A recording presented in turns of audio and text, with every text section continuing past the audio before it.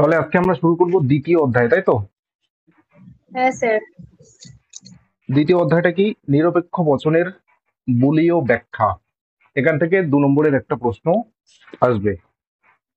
তাহলে দেখো, প্রথম যে প্রশ্নটা কি রয়েছে, শ্রেণী কি কি বলছে? কোন বিশেষ গুণ সাধারণভাবে বর্তমান এমন কোন বস্তুর বা ব্যক্তির সমষ্টিকেই শ্রেণী বলা হয়। যেমন মানুষ একটি শ্রেণী, কারণ বিচার বুদ্ধিত্ব গুণটি মানুষ শ্রেণীর অন্তর্গত প্রত্যেকটি মানুষের মধ্যে থাকে। একটা সাধারণ গুণ যখন বিভিন্ন প্রাণীর মধ্যে বা বিভিন্ন ব্যক্তির মধ্যে সাধারণভাবে বর্তমান থাকে, তখন সেই প্রাণী বা সেই প্রাণীর যে প্রাণীর বা যে ব্যক্তির মধ্যে গুণটা বর্তমান থাকছে, সেই ব্যক্তির সমষ্টিকেই বলা হচ্ছে শ্রেণী। যেমন উদাহরণ দিয়ে বিষয়টিকে বুঝিয়েছে, যেমন বিচার বুদ্ধি। তাহলে বিচার বুদ্ধি এই যে গুণটা, এই গুণটা বিভিন্ন ব্যক্তির মধ্যে সাধারণভাবে বর্তমান থাকে। রামের মধ্যে থাকে, শ্যামের মধ্যে থাকে, যদুর মধ্যে থাকে, মধুর মধ্যে থাকে। তাহলে বিভিন্ন ব্যক্তির মধ্যে এই বিচার বুদ্ধিত্ব বা বিচার বুদ্ধি এই গুণটা কিন্তু সাধারণভাবে থাকে। এবার এই বিচার বুদ্ধি গুণটা সাধারণভাবে এই রাম শ্যাম যদু মধু বিভিন্ন মানুষের মধ্যে থাকে জন্য এই রাম শ্যাম যদু মধু এই সমস্ত মানুষের সমষ্টিকে একত্রে বলা হচ্ছে শ্রেণী। তাহলে একটা গুণ যেটা সবার মধ্যে যখন সাধারণভাবে উপস্থিত থাকে, তখন এই যাদের যাদের মধ্যে এই গুণটা উপস্থিত থাকে, সেই ব্যক্তি সমষ্টিটাকেই বলা হচ্ছে শ্রেণী। তাহলে এই বিচার বুদ্ধি গুণটা কার মধ্যে রয়েছে? মনে করো রামের মধ্যে রয়েছে, শ্যামের মধ্যে রয়েছে,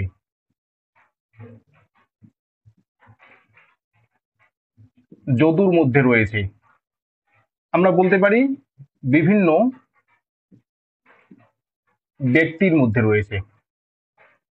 তাহলে এই যে রাম শ্যাম যদু মধু, অর্থাৎ বিভিন্ন ব্যক্তির এই সমষ্টিকেই বলা হচ্ছে কি শ্রেণী। এই সমষ্টিকেই বলা হচ্ছে শ্রেণী। তাহলে এই রাম শ্যাম যদু মধু এগুলো কি? এদেরকে বলা হচ্ছে মানুষ। অর্থাৎ এই বিভিন্ন ব্যক্তিকে একত্রে বলা হচ্ছে কি? বিভিন্ন ব্যক্তিকে একত্রে বলা হচ্ছে মানুষ। তাহলে এই যে মানুষ, এটাকে বলা হচ্ছে একটা শ্রেণী। কারণ এই মানুষের অন্তর্গত বিভিন্ন ব্যক্তি মানুষের মধ্যে এই বিচার বুদ্ধি নামক একটা গুণ সাধারণভাবে উপস্থিত থাকে। বোঝা গেল? তাহলে একটা গুণ যখন বিভিন্ন ব্যক্তির মধ্যে উপস্থিত থাকবে, সেই বিভিন্ন ব্যক্তির সমষ্টিকেই বলা হচ্ছে শ্রেণী। তাহলে মানুষ হচ্ছে একটা শ্রেণী, কারণ এই মানুষের অন্তর্গত বিভিন্ন মানুষের মধ্যে এই বিচার বুদ্ধি নামক যে গুণটা রয়েছে, সেটা উপস্থিত রয়েছে। বোঝা গেল শ্রেণী কাকে বলে?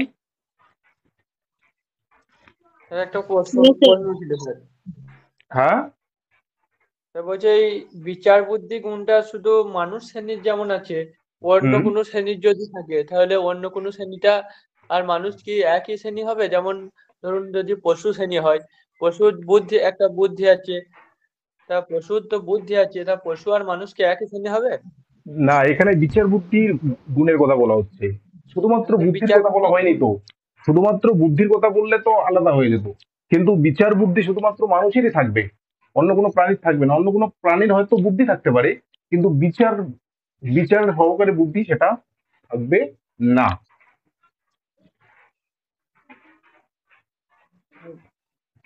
এবার যদি মনে করো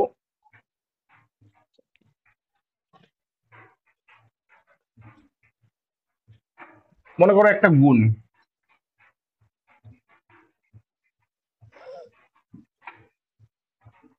মনে করো কালো।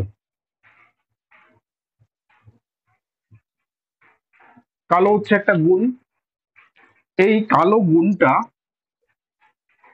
যখন এক ধরনের ব্যক্তির মধ্যে থাকবে, মনে করো কালো গুণটা এক ধরনের ব্যক্তির মধ্যে থাকছে। মনে করো কালো গুণটা 1 নং কাকের ক্ষেত্রে থাকছে, 2 নং কাকের ক্ষেত্রে থাকছে, 3 নং কাকের ক্ষেত্রে থাকছে।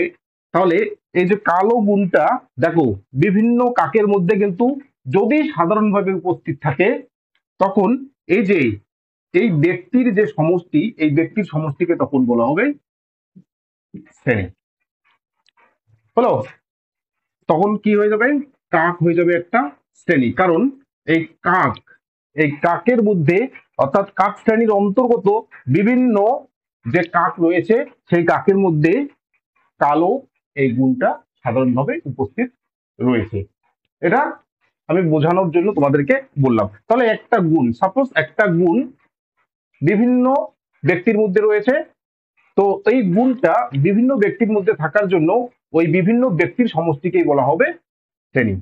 বিভিন্ন ধরনের শ্রেণী থাকতেই পারে, কাকের শ্রেণী, মানুষ শ্রেণী, গাছ শ্রেণী, ছাত্র শ্রেণী, ছাত্রী শ্রেণী, বিভিন্ন ধরনের শ্রেণী থাকতেই পারে। তাহলে প্রত্যেকটা শ্রেণীর অন্তর্গত যে ব্যক্তিগুলো রয়েছে সেই ব্যক্তিগুলোর মধ্যে অবশ্যই একটা গুণ কিন্তু সর্বদাই উপস্থিত থাকবে, সাধারণ গুণ। বোঝা গেল?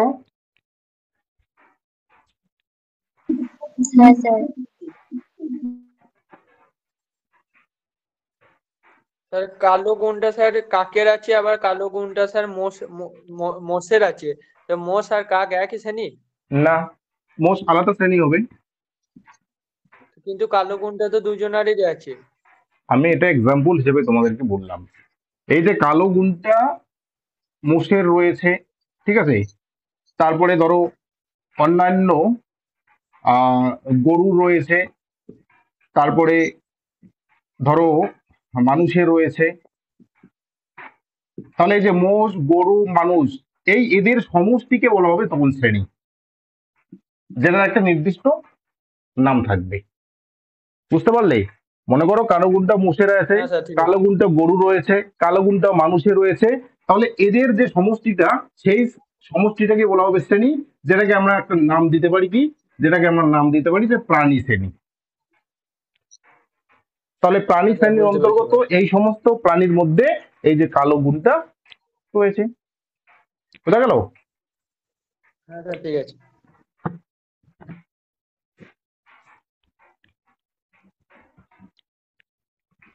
শ্রেণী কাকে বলে এটা 99% আসার চান্স নেই।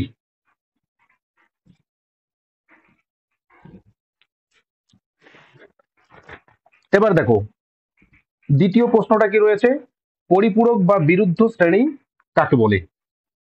তাহলে পরিপূরক বা বিরুদ্ধ শ্রেণী কাকে বলে? আচ্ছা, এই যে মানুষ, মানুষ কি, মানুষ হচ্ছে একটা শ্রেণী, মানুষ হচ্ছে একটা শ্রেণী। আচ্ছা, মানুষের বিপরীত শ্রেণী কি? মানুষের বিপরীত শ্রেণী অনেক কিছু হতে পারে। মানুষের বিপরীত শ্রেণী প্রাণী হতে পারে,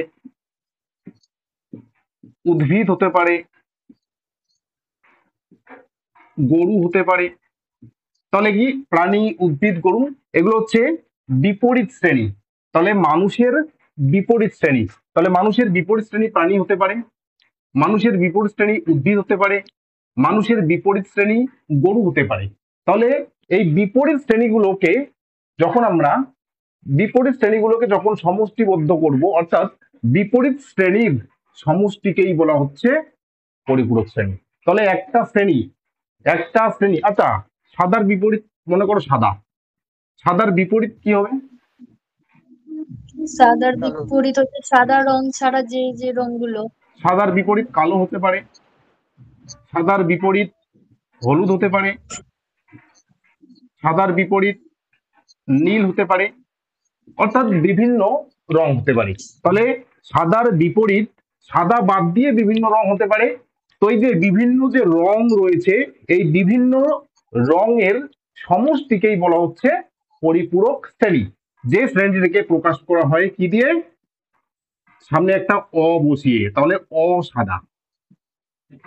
তাহলে এই যে কালো, হলুদ, নীল, এই যে রংবাচক যে শ্রেণীগুলো রয়েছে, এই রংবাচক শ্রেণীগুলোকে প্রকাশ করা হচ্ছে কি, অসাদা দিয়ে।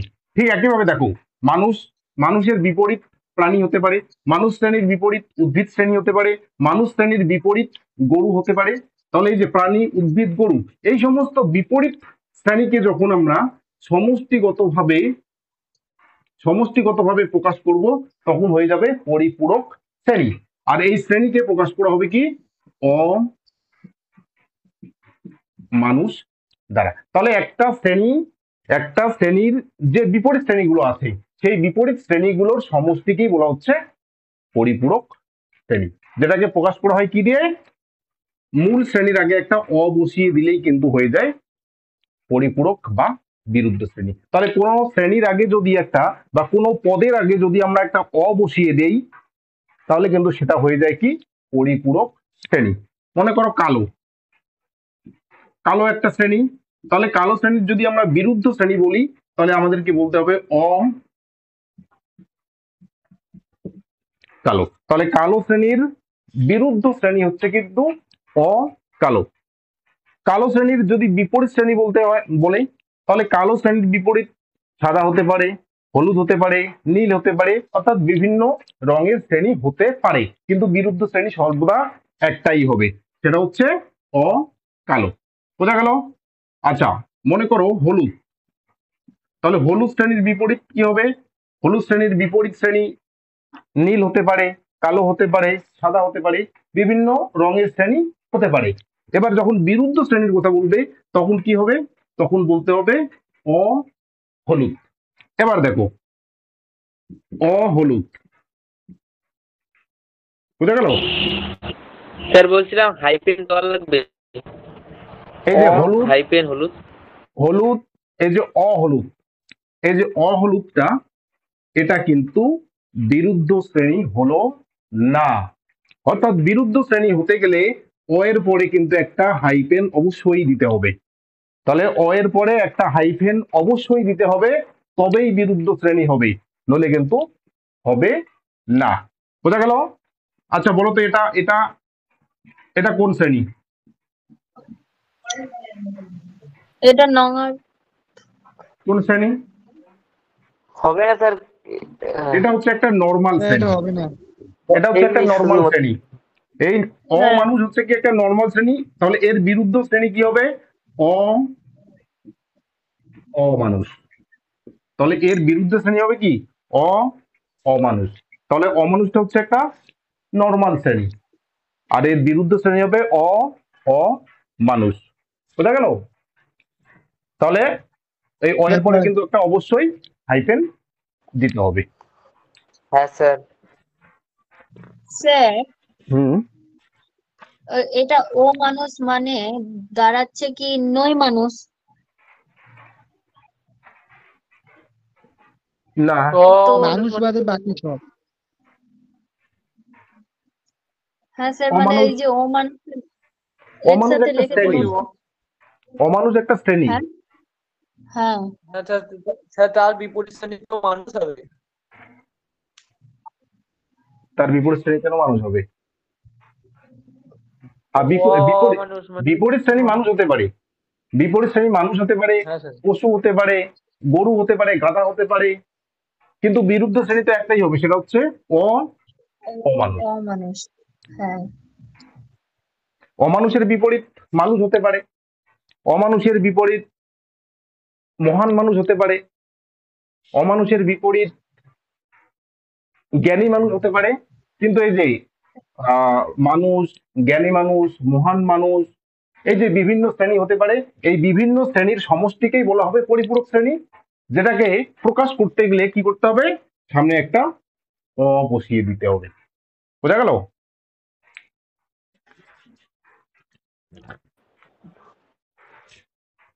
হ্যাঁ, দুটো দুটো প্রশ্ন হয়ে গেল।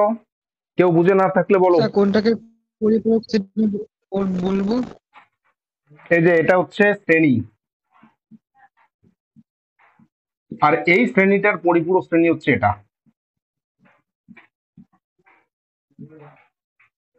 এটা হচ্ছে পরিপূরক শ্রেণী। এই যে এটা হচ্ছে শ্রেণী, এটার পরিপূরক শ্রেণী, এই যে একটা হাইফেন হয়ে গেল। তাহলে এই শ্রেণীর পরিপূরক শ্রেণী হলো এটা। তাহলে মনে করো কাক, কাক কি? কাক হচ্ছে একটা শ্রেণী। কাক হচ্ছে একটা শ্রেণী। তাহলে এর পরিপূরক শ্রেণী কি হবে? অ কাক। তাহলে এটা হয়ে গেল বিরুদ্ধ শ্রেণী। অর্থাৎ অ এর পরে একটা হাইফেন দেওয়া থাকলেই বুঝতে হবে সেটা হচ্ছে বিরুদ্ধ শ্রেণী। এবার বিরুদ্ধ শ্রেণী থেকে যদি মূল শ্রেণীতে যেতে হয়, মূল শ্রেণীতে আমরা যেতে চাই, তাহলে এই যে বিরুদ্ধ শ্রেণীর অন্তর্গত যে অটা রয়েছে, অ হাইফেনটা রয়েছে, সেটাকে তুলে দিতে হবে। তাহলে সেটাকে তুলে দিলে আমরা মূল শ্রেণী পেয়ে যাব। মনে করো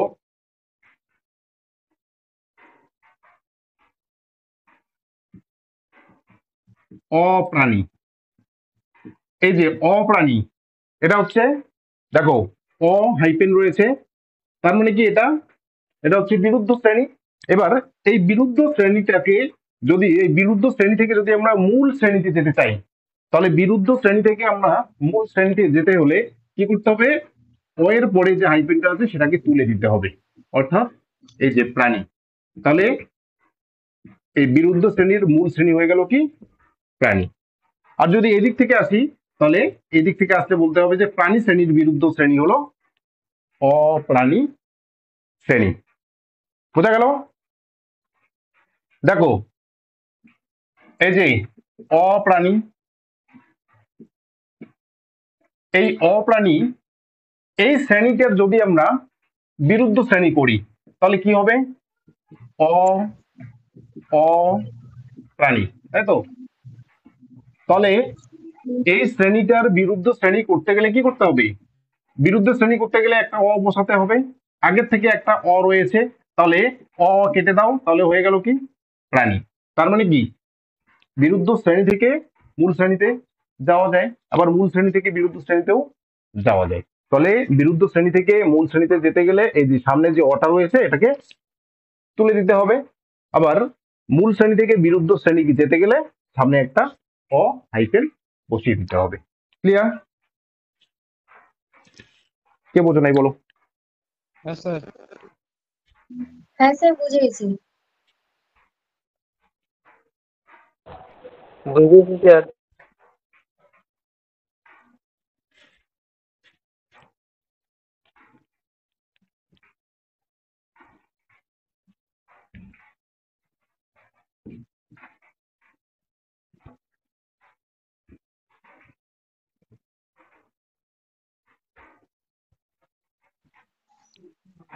স্যার, আর যেটা পিডিএফ পুরো পাঠিয়েছেন ওটা আজকে কমপ্লিট হবে?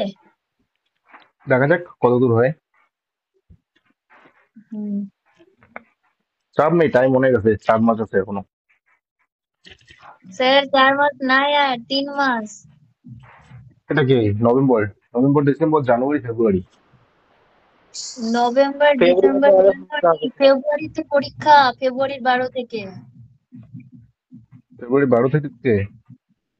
হ্যাঁ, তো 4 মাস কি করে হয়? 3 মাস তো। নভেম্বর, ডিসেম্বর, জানুয়ারি। তাও লাগবে না অতগুলো দিন। আচ্ছা দেখো 3 নম্বর প্রশ্নটা কি রয়েছে? শূন্য শ্রেণী বা শূন্য গর্ভ শ্রেণী বা অসাপ্তিক শ্রেণী কাকে বলে? তাহলে আমরা এতক্ষণ থেকে দেখলাম শ্রেণী কি, পরিপূরক শ্রেণী কি। তাহলে একটা গুণ যখন কোনো ব্যক্তির মধ্যে সাধারণভাবে উপস্থিত থাকে, তাহলে ওই ব্যক্তির সমষ্টিকে বলা হচ্ছে শ্রেণী। এবার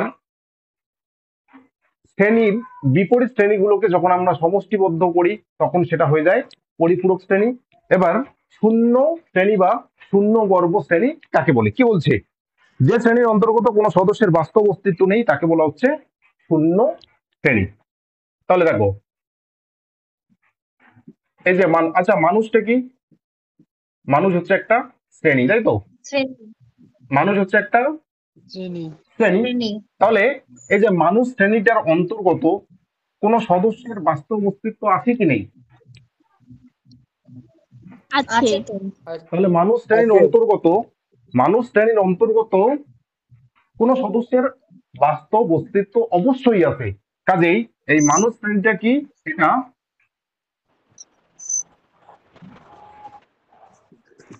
শূন্য শ্রেণী নয়। তাহলে মানুষ শ্রেণীটা কি?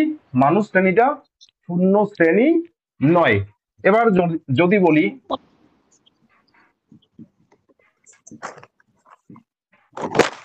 সোনার পাহাড়, ঠিক আছে বানানটা, শূন্য শ্রেণী। তাহলে না, এর অস্তিত্ব নেই।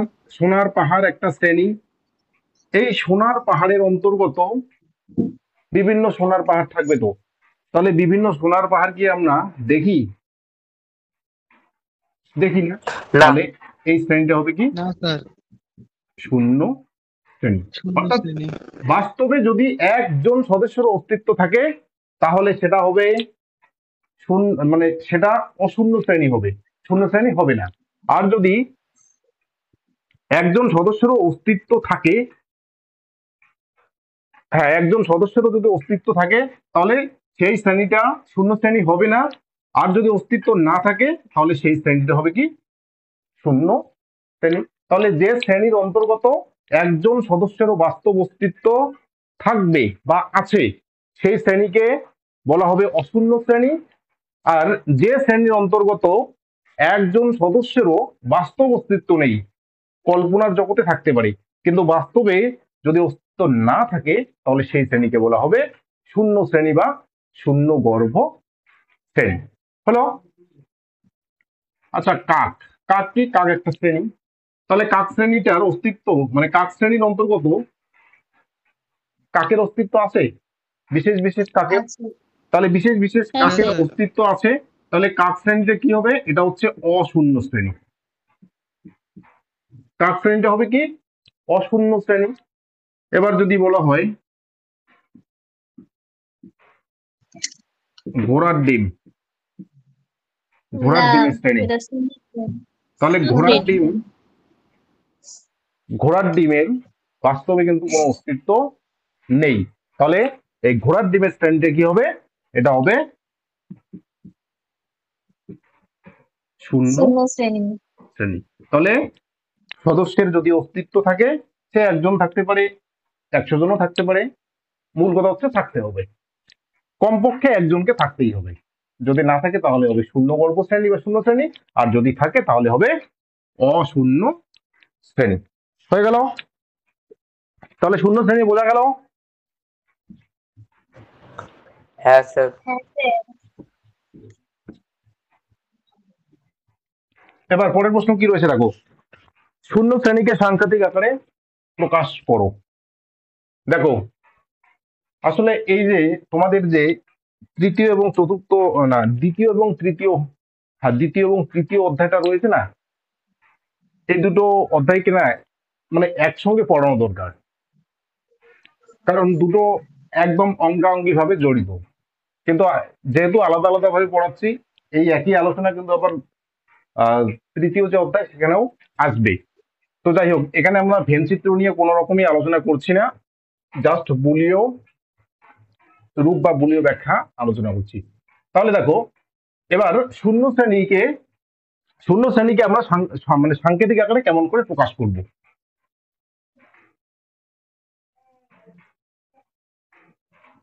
আচ্ছা, শূন্য শ্রেণী দেখো, শূন্য শ্রেণী মানেই হচ্ছে কি জিরো। শূন্য শূন্য মানে কি? জিরো, তাই তো? শূন্য জিরো। এবার এই যে শূন্য সমান সমান জিরো, এটা হচ্ছে শূন্য শ্রেণীর সাংকেতিক আকার। এবার এখানে আমি শ্রেণী দিই, শূন্য শ্রেণী বলি, দাঁড়াও।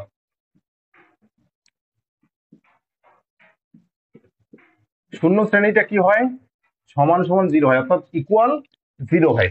এবার এই শূন্য শ্রেণীটা যদি মনে করো এ হয়, শূন্য শ্রেণীটা এ ধরলাম, তাহলে কি হবে? A equal zero.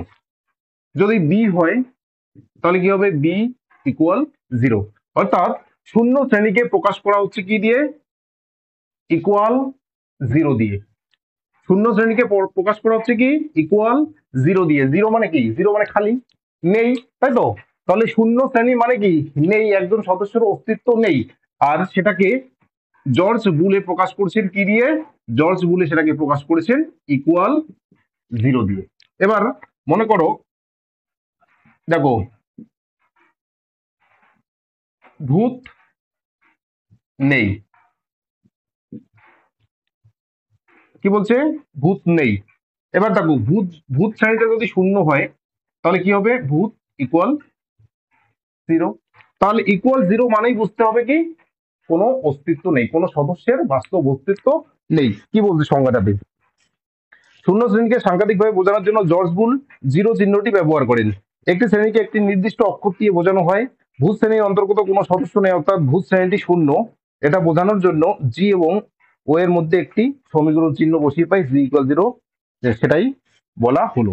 তাহলে একটা শ্রেণীকে শূন্য কি করে বুঝবো, একটা শ্রেণীকে শূন্য বোঝানোর জন্য জর্জ বুল কি ব্যবহার করেছেন, জিরোটা ব্যবহার করেছেন। বোঝা গেল, জিরো ব্যবহার করেছেন।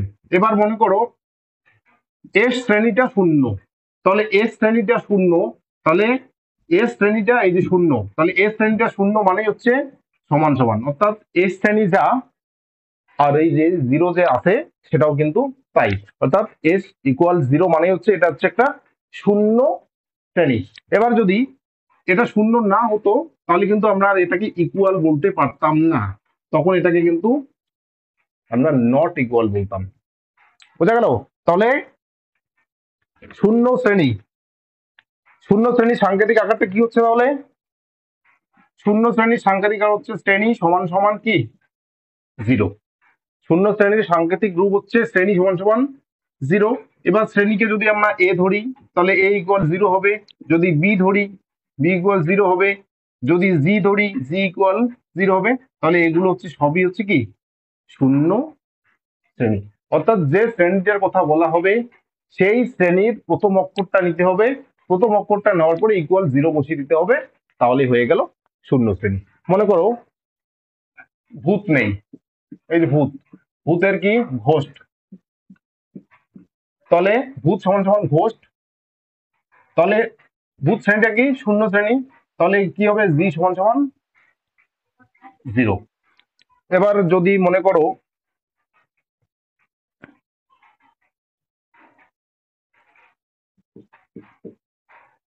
গোল্ডেন হিল, সোনার পাহাড়, তাহলে কি হবে, জি সমান সমান 0। স্যার গড কি হবে? গড, গড যদি শূন্য শ্রেণী হয় তাহলে 0 হবে, অর্থাৎ জি সমান সমান 0। আর গড যদি শূন্য শ্রেণী না হয় তাহলে জি নট ইকুয়াল 0। এবার বাস্তবে অস্তিত্ব আছে না নাই সেটা বুঝতে হবে, তাহলে সেটা বুঝলেই আমরা বুঝতে পারবো যে গডের অস্তিত্ব আছে কি নেই।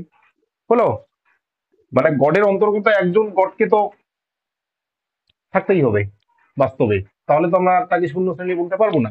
এবার যদি না থাকে তাহলে না আমরা তাকে শূন্য শ্রেণী বলবো। বোঝা গেল,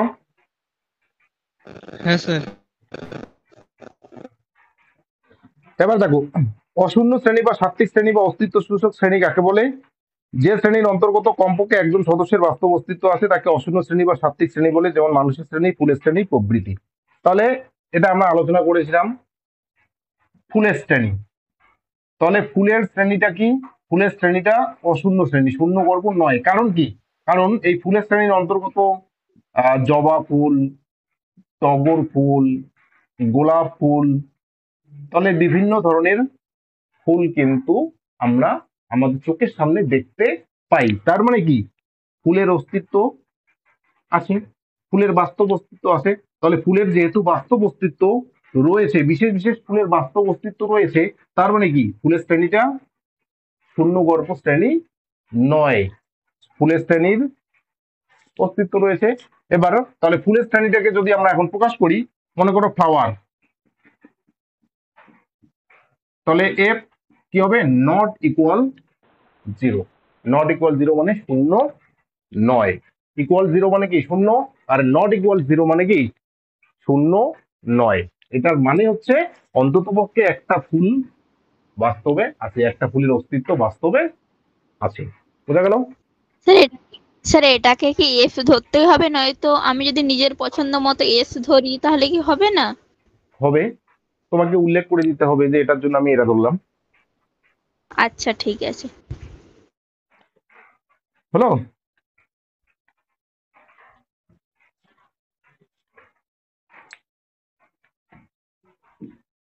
কটা প্রশ্ন হলো? 5টা 5টা হলো, এবার 6 নাম্বার।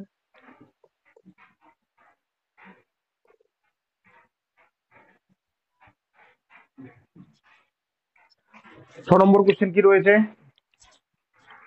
অস্তিত্বমূলক তাৎপর্য কাকে বলে? অস্তিত্বমূলক তাৎপর্য কাকে বলে?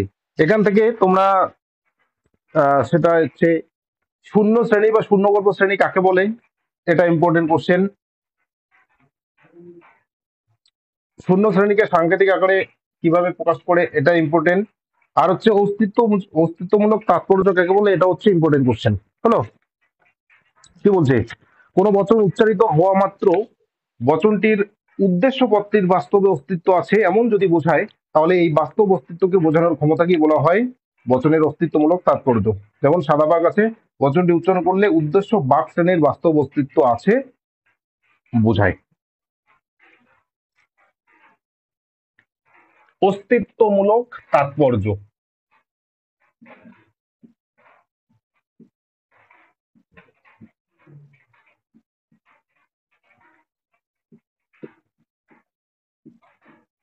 কি বলছে? একটা বচন যখন আমরা উচ্চারণ করি, একটা বচন যখন আমরা উচ্চারণ করি, একটা বচনে কি থাকে? আমরা আগেই জানি বচনে দুটো পদ থাকে, তাই তো? একটা বচনে দুটো পদ থাকে, একটা হচ্ছে উদ্দেশ্য পদ আর একটা হচ্ছে বিধেয় পদ।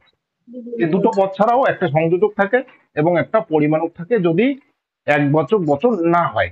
একবাচক বচন যদি না হয় তাহলে পরিমাণক থাকবে, আর যদি একবাচক বচন হয় তাহলে পরিমাণক থাকবে না। উদ্দেশ্য, বিধেয় এবং সংযোজক থাকে, তাই তো? এটা সেকেন্ড সেমিস্টারে তোমরা পড়েছো। এবার হ্যাঁ দেখো, স্যার। এবার যদি আমি উচ্চারণ করি সকল মানুষ হয় সৎ, এবং যদি আমি উচ্চারণ করি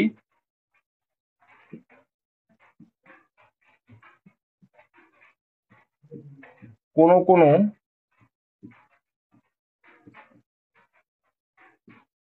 মানুষ হয় সৎ। আচ্ছা, প্রথমটা কোন বচন? এ বচন। এবং এটা আই। আই বচন। এবার দেখো, অস্তিত্বমূলক তাৎপর্য বলছে যে একটা বচন যখন উচ্চারিত হবে, একটা বচনকে যখন আমরা উচ্চারণ করব, তখন সেই বচনের যে উদ্দেশ্য পদটা থাকে, সেই উদ্দেশ্য পদটার বাস্তবে অস্তিত্ব আছে এরকমটা যদি বোঝায়, তবেই আমরা তাকে বলবো অস্তিত্বমূলক তাৎপর্য। তাহলে একটা বচন উচ্চারিত হওয়ার সঙ্গে সঙ্গে যদি উদ্দেশ্য পদটার বাস্তবে অস্তিত্ব আছে এরূপ যদি বোঝায়, তাহলে এরূপ বোঝানোর ক্ষমতাকেই বলা হচ্ছে অস্তিত্বমূলক তাৎপর্য। তাহলে সকল মানুষ হয় সৎ, এখানে মানুষ পদটা হচ্ছে উদ্দেশ্য।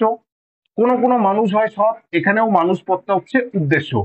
তাহলে এই যে মানুষ পদটার বাস্তবে অস্তিত্ব আছে কি নেই, যদি মানুষ পদটার বাস্তবে অস্তিত্ব আছে এরূপ যদি বোঝায়, তাহলে এই যে মানুষ পদটার বাস্তবে যে অস্তিত্ব আছে, এই যে বোঝানোর যে ক্ষমতাটা, এই বোঝানোর ক্ষমতাটাকেই বলা হচ্ছে অস্তিত্বমূলক তাৎপর্য।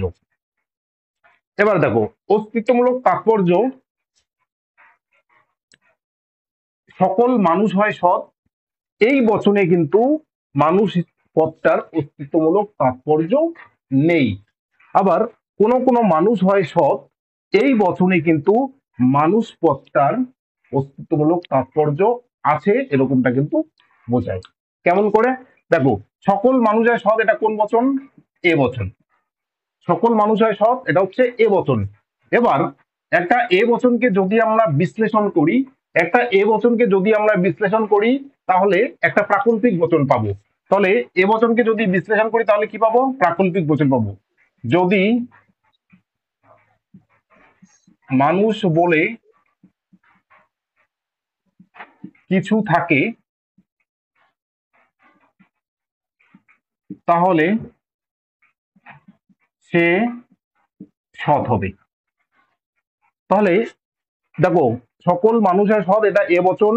এ বচনটাকে যদি আমরা বিশ্লেষণ করি তাহলে একটা প্রাকল্পিক বচন পাবো।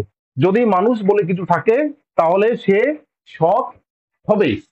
এবার দেখো, এই যে দেখো, যদি মানুষ বলে কিছু থাকে তাহলে সে সৎ হবে, এটাকে যদি আমরা এখন প্রতিকায়িত করি, মনে করো মানুষের জন্য ধরলাম এম আর সতের জন্য ধরলাম এইচ, তাহলে কি হচ্ছে? এম ইমপ্লাইজ এইচ, তাই তো? এটা হচ্ছে এম ইমপ্লাইজ এইচ। এবার তোমরা ওই যে প্রাকল্পিক বচন যখন আমরা সত্য সারণী করেছিলাম তখন কিন্তু ওখানে দেখবে একদম প্রাকল্পিক বচনটা, আচ্ছা প্রাকল্পিক বচনটাই আমরা করি, T T F F, T F T F,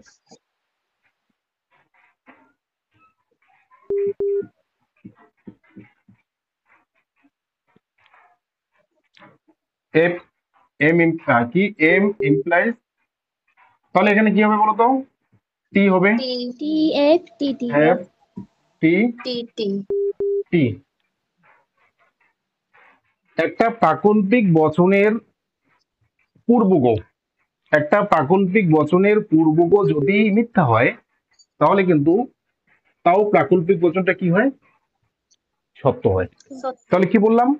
একটা প্রাকল্পিক বচনের পূর্বগ যদি মিথ্যা হয় তাও প্রাকল্পিক বচনটা কি হয়? সত্য হয়। তার মানে এটা মানে হচ্ছে এখানে মানুষের যদি অস্তিত্ব নাও থাকে তাও এই সকল মানুষ হয় সৎ, বচনটা কি হবে? সত্য হবে। আর কি কোনো কোনো মানুষ হয় সৎ, এই বচনটিকে, অর্থাৎ এটা কোন বচন বলো? আই আই হ্যাঁ, আই বচনকে কোন বচন বলে? শেষ। বিশেষ কি বললাম? বিশেষ বচনকে যদি আমরা বিশ্লেষণ করি তাহলে একটা সংযৌগিক বচন পাবো। অর্থাৎ কোন কোন মানুষ হয় সৎ, এই বচনটাকে যদি আমরা বিশ্লেষণ করি তাহলে আমরা পাবো অন্তত একজন মানুষ আছে এবং তিনি সৎ। তাহলে একটা বিশেষ বচনকে যদি আমরা বিশ্লেষণ করি তাহলে একটা সংযৌগিক বচন পাবো, অন্তত একজন মানুষ আছে এবং সেই মানুষটা কি? সৎ। এবার দেখো, মানুষ এটার জন্য এম ধরলাম আর সৎ এটার জন্য এইচ ধরলাম, এবং এর জন্য কি ধরতে হবে? ডট ধরতে হবে, তাই তো? এবার লক্ষ্য করে দেখো, এম ডট এইচ এটা তখনই টি হবে যখন এম টি হবে এবং এইচও কি হবে? টি হবে। টি। তার মানে এই বচনটিতে এই মানুষের যে অস্তিত্ব আছে এটা কিন্তু অবশ্যই আমাদেরকে স্বীকার করতে হবে, নইলে কিন্তু বচনটাই কি হয়ে যাবে? মিথ্যা হয়ে যাবে। তাহলে এই যে এটাকে সত্য ধরা হলো মানেই হচ্ছে এখানে মানুষের বাস্তব অস্তিত্ব আছে। কারণ মানুষের বাস্তব অস্তিত্ব যদি আমরা এখানে স্বীকার না করি তাহলে বচনটা কি হয়ে যাবে? মিথ্যা হয়ে যাবে। কিন্তু উপরের বচনটাতে দেখো, মানুষের বাস্তব অস্তিত্ব যদি আমরা অস্বীকারও করি তাও কিন্তু বচনটা কি হয়ে যাচ্ছে? সত্য হয়ে যাচ্ছে। অর্থাৎ এখানে বাস্তব অস্তিত্ব থাকবে এরকমটা আমরা নাও বলতে পারি, কিন্তু এখানে বাস্তব অস্তিত্ব থাকতেই হবে, না হলে বচনটা কি হয়ে যাবে? মিথ্যা হয়ে যাবে। বোঝা গেল? তাহলে অস্তিত্বমূলক তাৎপর্য,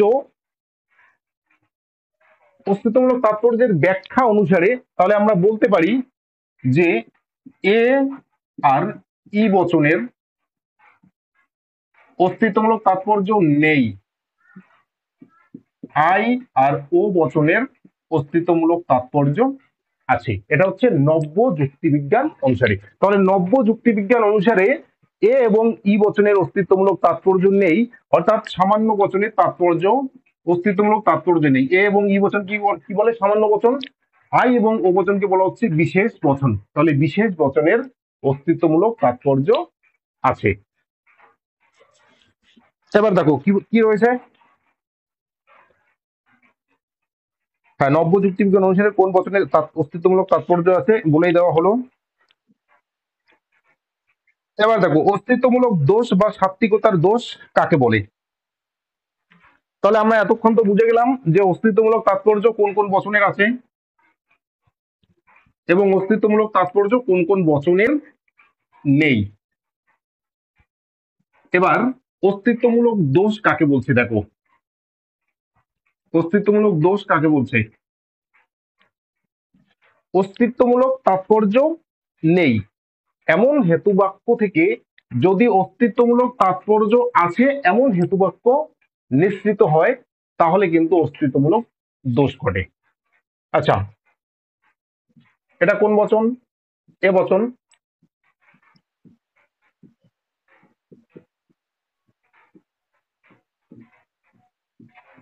সকল চোর হয় ধার্মিক,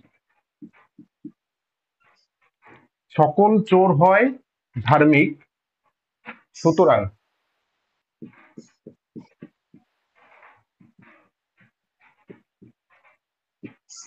কোন কোন ধার্মিক ব্যক্তি হয় চোর। আচ্ছা, এখানে কি করা হয়েছে বলতো?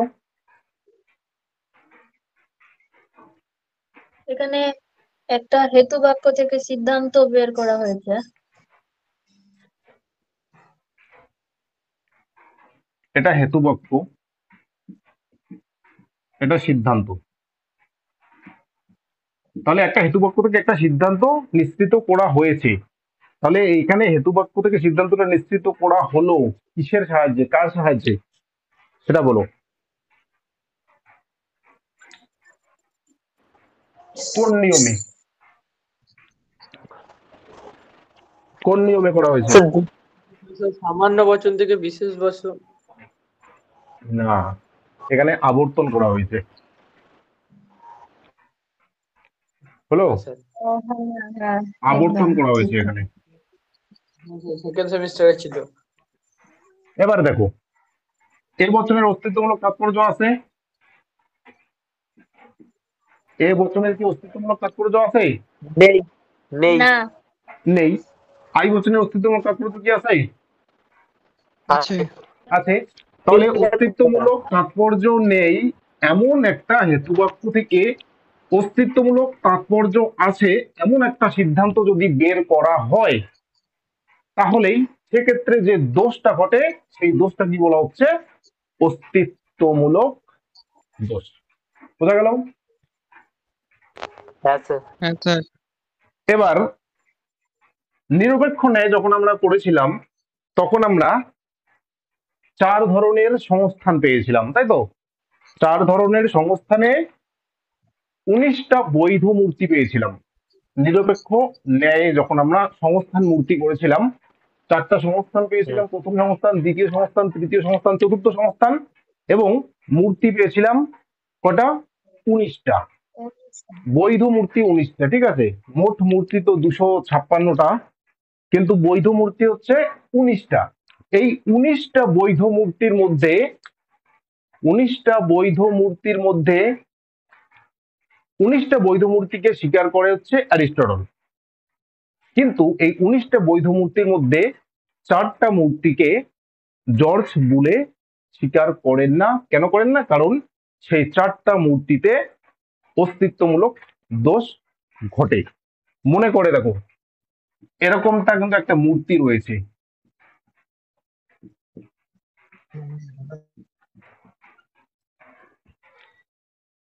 তৃতীয় সংস্থান এবং চতুর্থ সংস্থানে এরকম একটা মূর্তি পাবে, 4টা মূর্তি পাবে। মনে পড়ছে? ব্রাহ্মান্টিপ বলে একটা মূর্তি থাকে, ব্রাহ্মান্টিপ এবং দারাপ্তি। হ্যাঁ, ব্রাহ্মান্টিপ আর হচ্ছে দারাপ্তি।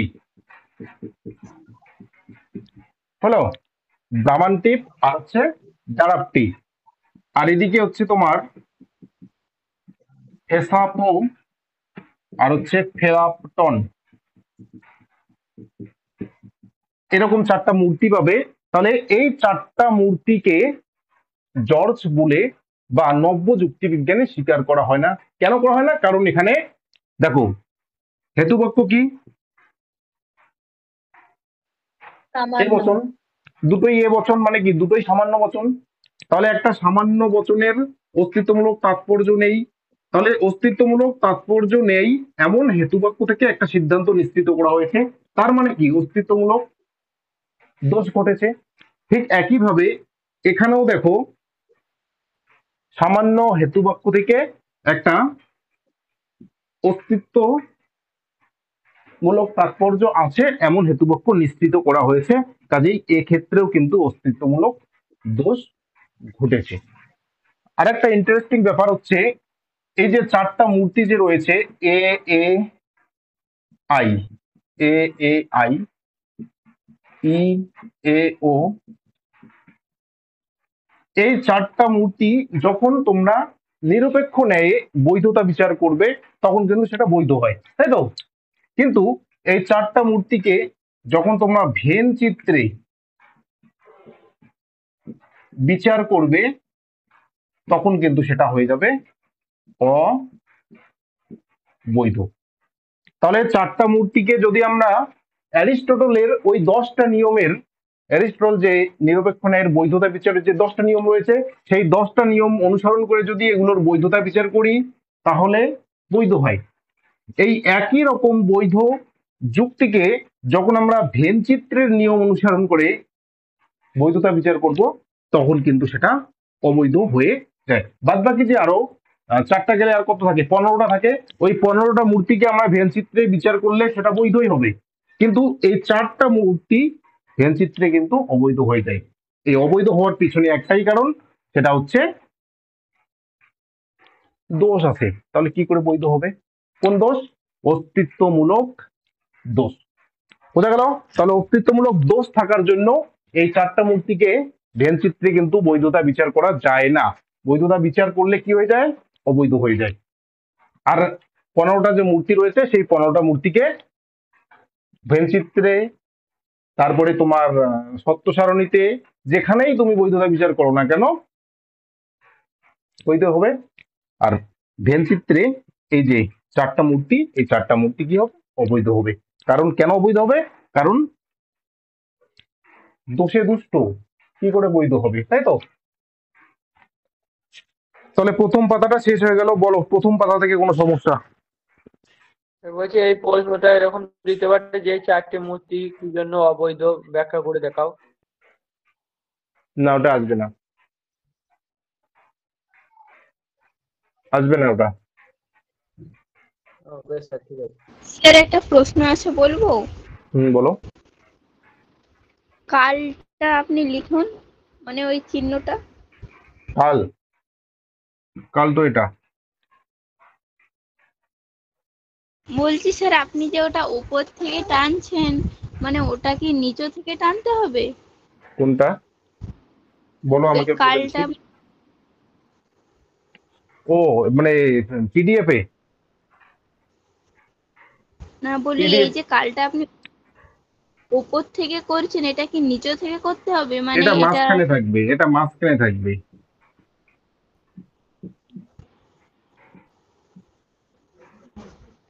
না, বুঝেছো? বলছি তাহলে এই যে আপনি যেখান থেকে শুরু করছেন সেটা উপর দিকে হচ্ছে না হুম মুখটা, হুম মানে আমি হুম বলছি হুম এটা ও নিচে এটা এটা দিকে হবে কি?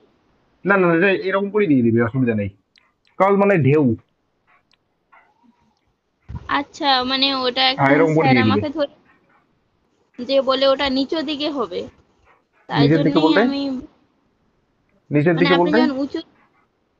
এরকমটা হবে। হ্যাঁ, হ্যাঁ, হ্যাঁ। কাল মানে কি? কাল মানে ঢেউ। ঢেউ মানে কেমন থাকে? ঢেউ তো এরকমটা থাকে, ঢেউ তো এরকমটা থাকে। এবার অর্ধেকটা কেটে নাও, তুমি কোথা থেকে নেবে? তুমি এখান থেকেও কাটতে পারো, এখান থেকেও কাটতে পারো, এখান থেকেও কাটতে পারো, যেখান থেকে সেখান থেকে কাটতে পারো। কাল মানে কি? কাল মানে হচ্ছে ঢেউ। যেমন টিন রয়েছে না, টিনের ঢেউ। তাহলে একটা স্যার টিনকে তুমি বইয়ের নিচ যেখান থেকে থেকে দেওয়া আছে। একটা এটাই স্যার হুম, বলছি, তাই জন্যই আমি বললাম আপনাকে। না সেটার কোনো সমস্যা নেই। আর স্যার একটা কথা, এই যে হুম, ভূত আছে কিংবা ভূত নেই, এটা আমরা হুম, বাস্তব থেকে বিচার করব না বাক্যে যেটা থাকবে সেটা বিচার করব? যেমন ভূত আছে, হুম। এটা কি মানে বিচার করবে এটা বাস্তব দেখে না? যখন যখন বলবে আপনি কি ভূত আছে, বুঝতে পারছেন আমার যখন, কথাটা? হ্যাঁ বুঝতে পারছি, যখন বলবে ভূত আছে তখন ভূত আছে, যখন বলবে ভূত নেই তখন সেটা শূন্য শ্রেণী হয়ে যাবে। ও, এটাই বলছি যে ওটা লেখাটা দেখে আমরা বিচার করব। হ্যাঁ, বিচার করতে হবে। এবার আমাদের পক্ষে স্যার তো এই সম্ভব না ভূত খোঁজার, ভূত আছে কিনা। না বলে লেখাটা যেমন থাকবে সেই অনুযায়ী আমরা লিখবো। হ্যাঁ, এবার যদি বলে ভূত আছে, ভূত আছে, তাহলে আমাদেরকে বুঝতে হবে ভূত আছে মানে কি, তাহলে এটা অন্ততপক্ষে একজন সদস্য আছে, তাহলে কি ভূত নট ইকুয়াল জিরো। এবার যদি বলে ভূত নেই, তার মানে কি ভূত নেই মানে কি ভূত ইকুয়াল জিরো, তাহলে এটা শূন্য শ্রেণী হয়ে গেল, এটা অশূন্য শ্রেণী হয়ে গেল। হ্যাঁ স্যার স্যার, নব্য ওটাই বলছিলাম। বিজ্ঞান অনুসারে কোনো বচনে অস্তিত্বমূলক তাৎপর্য আছে কিনা এটা সত্য সারণীর সাহায্যে ব্যাখ্যা করে দেখাতে হবে, না স্যার এমনি না না যেমন না, দেখাতে হবে না। হিসেবে কোন বচনের অস্তিত্বমূলক তাৎপর্য আছে সেটা তো আমি বলেই দিলাম। আই এবং হ্যাঁ ও স্যার। বচনের অস্তিত্বমূলক তাৎপর্য আছে, আই আর না ও স্যার এটা বচনের বললাম অস্তিত্বমূলক কিন্তু তাৎপর্য আছে, আর এ আর ই এর অস্তিত্বমূলক তাৎপর্য নেই, কেন নেই সেটাও আমি ব্যাখ্যা করে দিলাম। হলো? ওটা স্যার ব্যাখ্যাটা করতে হবে, না এমনি প্রশ্ন আসবে যে কোন কোন আসবে বচনে না, আছে এখান থেকে না নেই? এখান থেকে কি কি প্রশ্ন আসতে পারে আমি বলে দিলাম। এখান থেকে আসতে পারে অস্তিত্বমূলক তাৎপর্য কাকে বলে, অস্তিত্বমূলক দোষ কাকে বলে। হলো? এরপরে তো আরো অনেক আসবে, তো একটাই প্রশ্ন, মেন কথা হচ্ছে এগুলো আমরা জানছি বা এগুলো অনেক সময় ব্যতিক্রমী কিছু ঘটে যায়, ঠিক আছে, এর জন্য আমাদের জানতে তো অসুবিধা নেই, সেরকম তো কঠিন জিনিসও না, সহজ জিনিস, জাস্ট একটু মনে রাখতে হবে, আর কিছু না।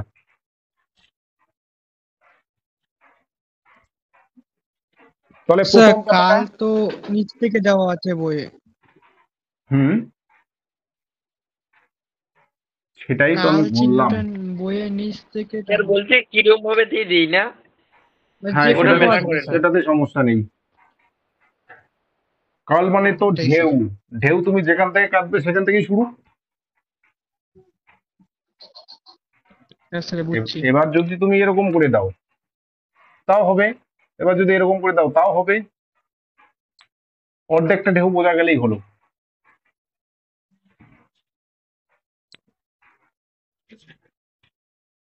হলো?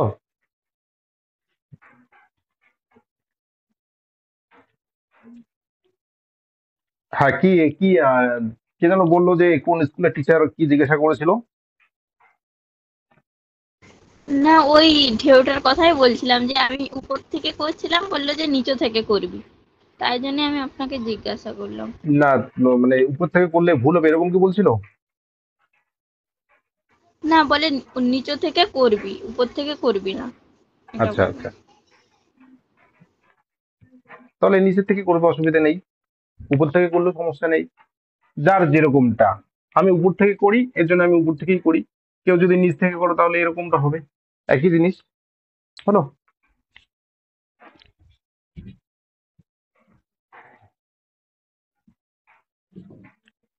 তাহলে প্রথম পাতাটা সমস্যা নেই তো? না স্যার। না স্যার। না স্যার। আচ্ছা, এবার দেখো, করা বাজে 8:25। কি বলছে, নব্য মতে বচনের বিরোধিতা কত প্রকার।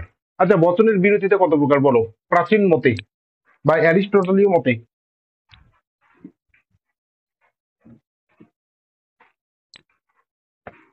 অ্যারিস্টটলীয় মতে বচনের বিরোধিতা কত প্রকার? স্যার দুই প্রকার, বিরুদ্ধ আর বিপরীত বিরোধিতা মনে হয়। চারটা বিরোধিতা এরিস্টটলের মতে। চার প্রকার।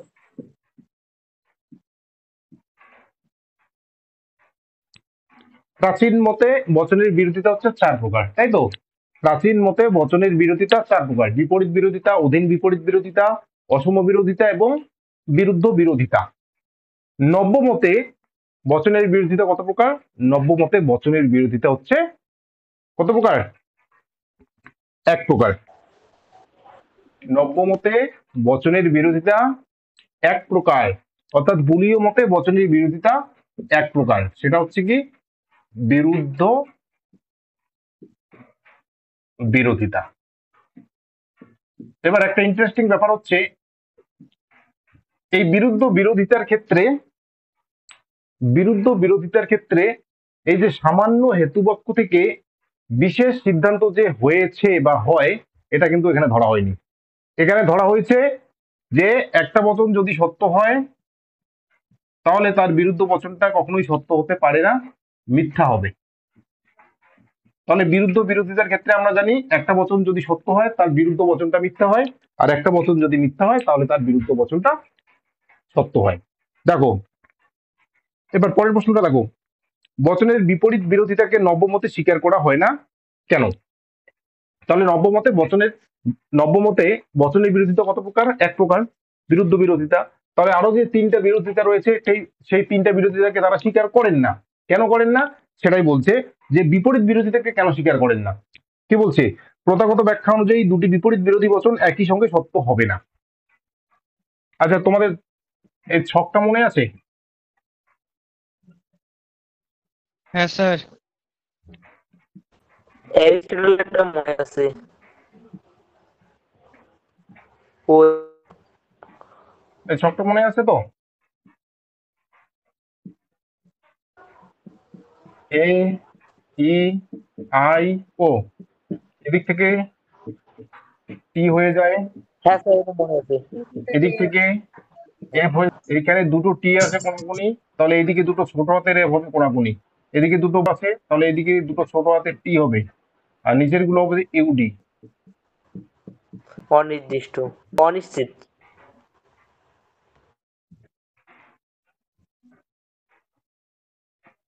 এবার দেখো, আচ্ছা বিপরীত বিরোধিতা কার সঙ্গে কার হয় বলো? এ ই। বিপরীত বিরোধিতা কার সঙ্গে কার হয়? হ্যাঁ স্যার, এ হবে। তাহলে এ বচনের সঙ্গে ই বচনের হয় বিপরীত বিরোধিতা। বিপরীত বিরোধিতা। এবার এখানে দেখো, এ বচনে সত্যমূল্য কি আছে? টি। সত্য। ই বচনের মিথ্যা। মানে একটা সত্য আছে একটা মিথ্যা আছে। এখানে কি আছে? একটা মিথ্যা আছে একটা সত্য আছে, তাই তো? নিচে এখানে কি আছে? অনিশ্চিত। ইউডি মানে হচ্ছে টি অথবা এফ, মানে টি হতে পারে আবার এফ ও হতে পারে। তাহলে এখানে দেখো, এফ এফ কি মিথ্যা, ইউডিতে কি কি আছে?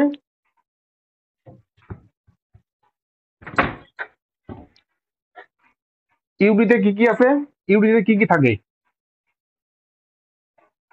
সত্য মিথ্যা দুটোই সত্য থাকে। মিথ্যা। তাহলে দেখো, এখানে এফ আছে, এখানে টি এফ দুটোই আছে, তাহলে এখানে এফ আছে এখানেও এফ আছে, তার মানে কি একই সঙ্গে মিথ্যা হচ্ছে। ঠিক একইভাবে দেখো, এখানে এফ আছে এখানে ইউডি মানে কি এখানেও টি এফ আছে, তার মানে কি একসঙ্গে মিথ্যা হতে পারে, তাই তো? তাহলে দুটো বচন একসঙ্গে মিথ্যা হতে পারে কিন্তু একসঙ্গে সত্য হবে না। এবার নব্য মতে কি বলছে? বিপরীত বিরোধিতা আছে এমন দুটি বচনের যদি উদ্দেশ্য শ্রেণীটি শূন্য হয় তাহলে উভয় বচন একসঙ্গে সত্য হতে পারে। তাই নব্য মতে বচনের বিপরীত বিরোধিতা স্বীকৃত নয়। কি বলছে? যে উদ্দেশ্য পদটা যদি শূন্য হয় তাহলে দুটো বিরোধিতার ক্ষেত্রেই, মানে বিপরীত বিরোধিতার যে দুটো বচন রয়েছে সেই বচন কি হবে? একসঙ্গে সত্য হতে পারে। এখানে উদাহরণটাও দিয়ে দিতে রাখো, সকল পরি হয় সুন্দর, সকল পরি হয় সুন্দর, কোন বচন? এ বচন। সুতরাং কোন পরি নয়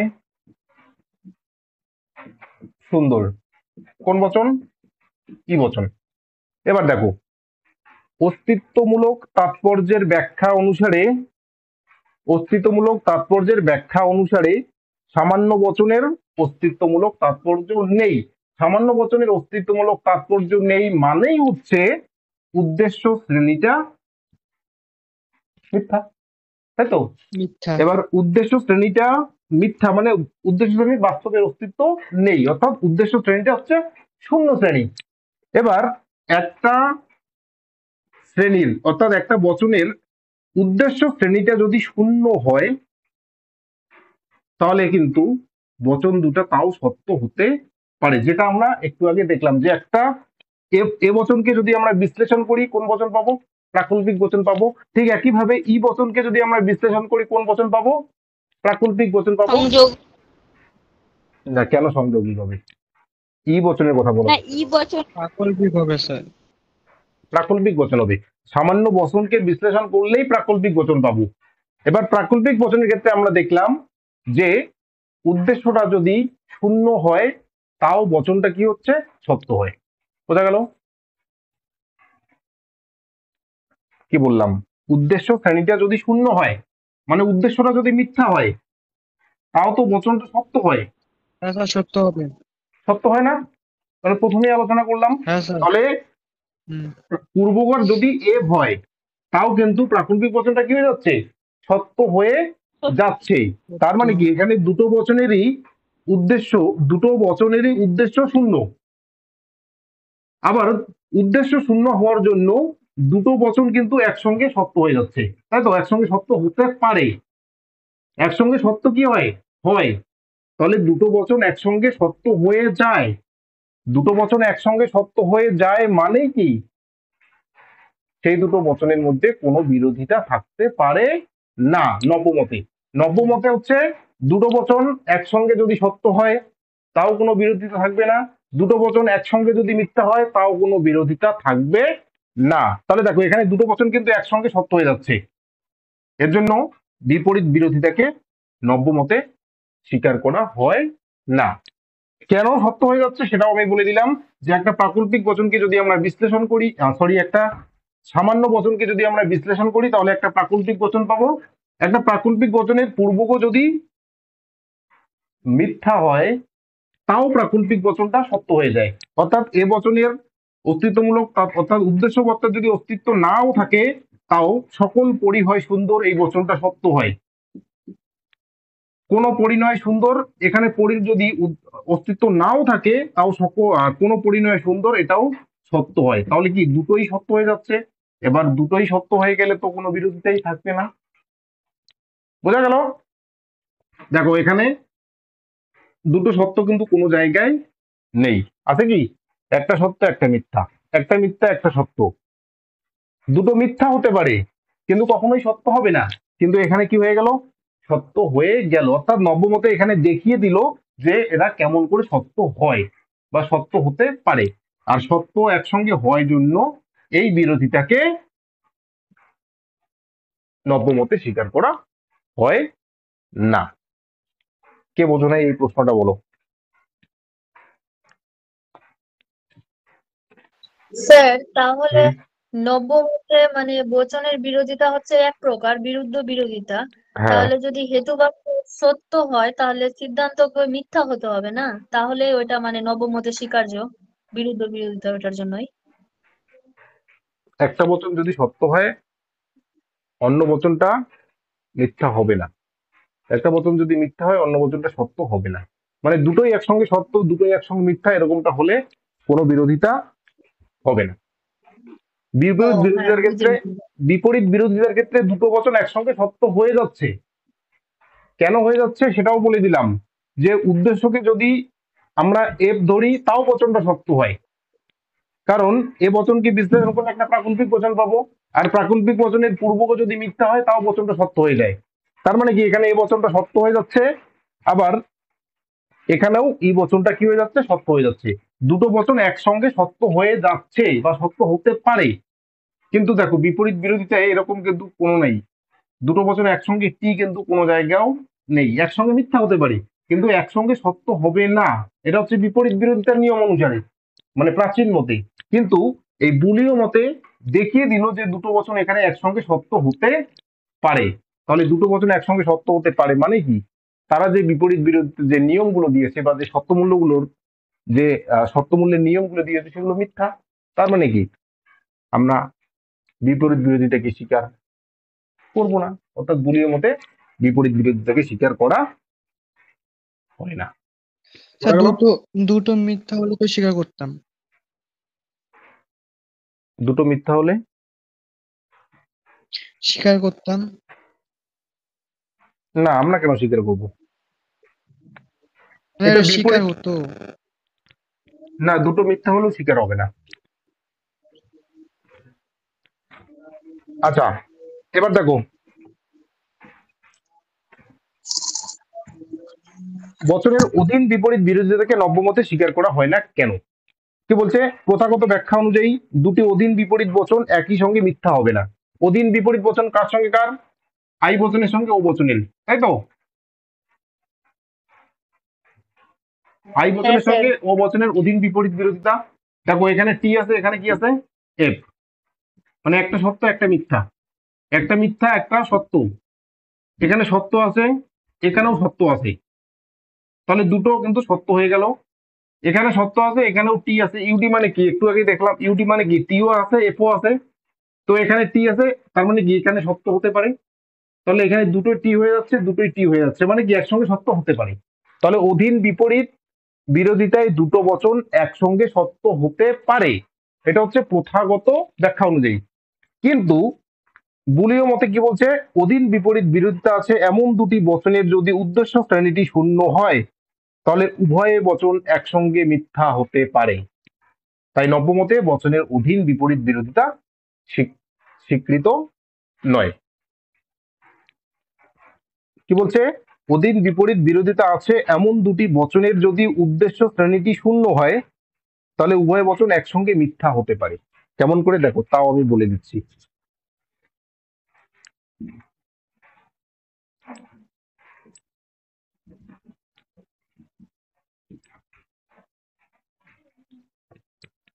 আই বচন, তাই তো?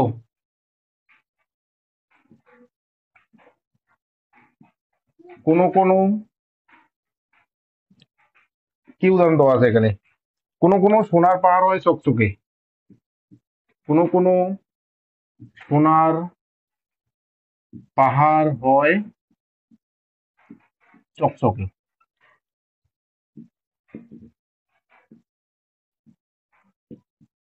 কোন কোন সোনার পাহাড় নয় চকচকে। দেখো সোনার পাহাড় এটা হচ্ছে উদ্দেশ্য শ্রেণী, তাই তো? এবার সোনার পাহাড় এই উদ্দেশ্য শ্রেণীটা যদি শূন্য হয়, শূন্য মানে কি এফ হয়, শূন্য মানে কি এফ, তাহলে শূন্য মানে হচ্ছে এফ। এবার আমরা প্রথমেই দেখলাম যে বিশেষ বচনকে যদি আমরা বিশ্লেষণ করি কোন বচন পাই? বিশেষ বচনকে বিশ্লেষণ করলে সংযোগিক বচন পাই। তাহলে সংযোগিক বচন পাই মানে কি, উদ্দেশ্যটা হয়ে গেল এফ ডট। এবার এখানে টি থাকুক আর এফ থাকুক, যাই থাকুক না কেন, কি হবে? এফ হবে। এফ। কি হবে? এফ হবে। তাহলে কি দুটো বচন একসঙ্গে মিথ্যা হলো তো নাকি? কিন্তু হ্যাঁ এখানে বলেছে যে দুটো বচন একসঙ্গে মিথ্যা হবে না, কিন্তু বুলীয় মতে ওরা ব্যাখ্যা করে দিল যে হ্যাঁ একসঙ্গে মিথ্যা হতে পারে। কাজেই অধীন বিপরীত বিরোধিতাকেও নব্যমতে স্বীকার করা হয় না, কারণ এরা যা বলছে এরা ঠিক তার উল্টাটা করে দেখাচ্ছে। তো উল্টাটা করে দেখাচ্ছে মানে কি, এরা যা স্বীকার করছে এরা তা স্বীকার করবে না। তাহলে এরা বিপরীত বিরোধিতাকেও স্বীকার করলো না, আবার অধীন বিপরীত বিরোধিতাকেও স্বীকার করলো না। তাহলে বুলীয় মতে উদ্দেশ্য শ্রেণীটা অর্থাৎ বিশেষ বচনের উদ্দেশ্য শ্রেণীটা যদি শূন্য হয় মানে এফ হয়, মিথ্যা হয়, তাহলে কিন্তু গোটা বচনটা কি হয়ে যায়, মিথ্যা হয়ে যায়। অর্থাৎ তাহলে আই বচনটাও মিথ্যা হয়ে গেল, ও বচনটাও মিথ্যা হয়ে গেল। তাহলে দুটো বচন দেখো একই সঙ্গে মিথ্যা হয়ে গেল। এবার দুটো বচন একসঙ্গে মিথ্যা হয়ে গেলে নব্যমতে কিন্তু সেই বিরোধিতাকে তারা স্বীকার করবে না। হলো?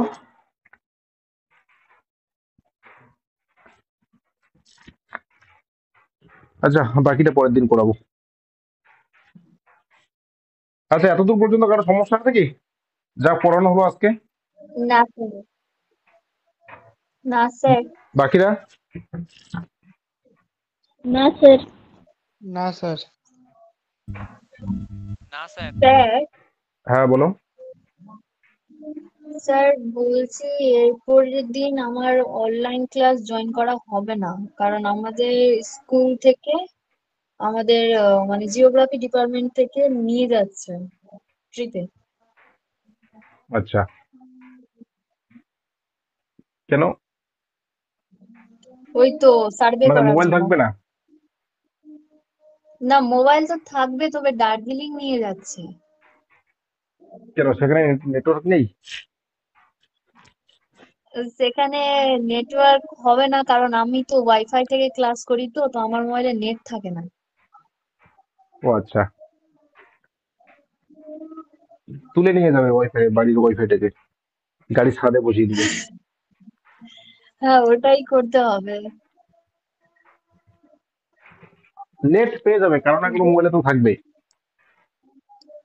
যদি চান্স হ্যাঁ, পাও। সেটা তো। এবার দার্জিলিং নিয়ে যাবে মানে তোমার 7:30টার সময় তো আর বাস চলবে না, হয়তো তোমাকে সকালে নিয়ে যাবে, এতক্ষণ হয়তো তোমরা রুমে থাকবে। হ্যাঁ, তখন তো রুমে থাকবো। হুম। এবার যা ওয়েদার চলছে, এবার এই ওয়েদার চলতে থাকলে তোমাদের দার্জিলিং যাওয়া হবে না আমি মনে করি। হ্যাঁ, সেটাই ভালোই হবে যদি না যাওয়া হয় তো। না, কারণ যা আমাদের ওয়েদার কাল চলছে। সোমবারই নিয়ে যাবে। সোমবার? আজকে কি বার? আজকে শনিবার। হ্যাঁ। রবি সোম। দার্জিলিং এর ওয়েদার তো এখনো খারাপ চলছে, পাহাড়ের ওয়েদার এখনো খারাপ চলছে। সেটাই। আবার কবে বন্যা শুরু হয়ে যাবে কোনো ঠিক নেই। আচ্ছা, যদি যাও এবং এতক্ষণ টাইমে তো তোমরা রুমেই থাকবে, ঠিক আছে, এতক্ষণ টাইমে তোমাদের ঘুরতেও নিয়ে যাবে না, হলো? যদি চান্স পাও রুমে, বেকার কি করবে, করে নেবে ক্লাসটা। হ্যাঁ, ওটাই করব। কারো না কারো তো নেট পেয়েই যাবে। হুম। চেষ্টা করবো ওই জয়েন করার। আচ্ছা, তাহলে মোটামুটি অনেকগুলো কোশ্চেন আজকে হয়ে গেল, বাকি কোশ্চেন গুলো আমরা পরের দিন সলভ করব। মূল কথা হচ্ছে বুঝতে হবে এই চ্যাপ্টারে কিচ্ছু নেই, এটা ইংরেজির মতো, হ্যাঁ, দেওয়া আছে, দেখে দেখে উত্তর লিখো, এরকম ব্যাপারটা আর কি।